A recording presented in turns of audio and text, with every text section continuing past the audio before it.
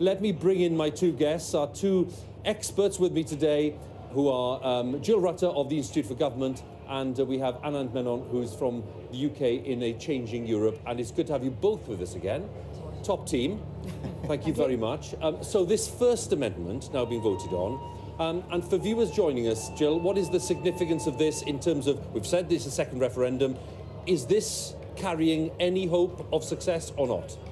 No, I don't think this one is going to pass, not least because Labour have whipped to abstain. So the interesting thing to see is how many Labour MPs vote for it, despite that. And it's been quite interesting this afternoon because there's been a lot of complaints about the fact that Sarah Wollaston tabled this amendment from, slightly bizarrely, the people who are supporting a second referendum, the People's Vote campaign, because in their view, this is too early. Their tactics were to wait until other options had been exhausted and then produce the People's Vote as the way through. So I think they're a bit worried that this is going off too early and will lose by a substantial margin and therefore may sort of bring some of the wind out of the sails of the People's Vote campaign.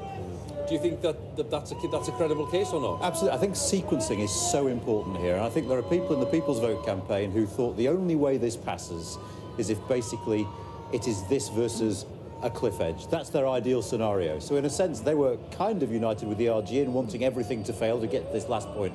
And the fear they have is if this goes down, as it looks like it will, the Prime Minister, amongst others, can now turn around to Parliament and say, well, the second referendum has been defeated. We don't need to talk about it anymore. We've had that vote. And that, I think, is the fear of the People's Vote campaign, and it's a genuine fear. So, with people making that case, why has she persisted with it then?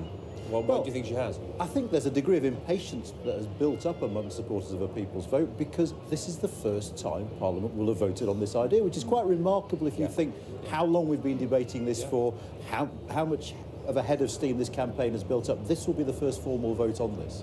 I think it's also a bit of sort of differentiation between the independent group and Labour, because it's a bit of an attempt to actually force Labour to make its intentions clearer. Because remember, there have been these very, very equivocal messages out of the Labour front bench. Nominally, they're for a People's Vote, but we've heard people on the Labour front bench giving the impression that they will do almost anything to avoid that being the option they're forced to resort to. So I think this is a bit of the independent group flexing its muscles, if you like, and saying, actually, we are the people who are pushing this. We are not Labour, and we're forcing Labour slightly to, come clean on whether it will support it or not. And Keir Starmer, I think, had a rather uncomfortable time in the House when people were saying, why on earth is Labour whipping against against voting in favour of People's Vote? Isn't that your policy now in light of the conference decision last September? Let's look inside the House, because there you have, look at the Labour benches, they're absolutely packed. MPs coming back in, having been through the lobbies on either side of the chamber of the House of Commons. The voting lobbies, if you're looking at the image there, on the extreme right behind that panel and on the extreme left. As they pass through, they come back through behind the Speaker's chair and back into the chamber. The MPs leaving the chamber there towards the central lobby. That's the kind of geography for you. The Labour and opposition benches on the right as we're looking, and the government benches on the left.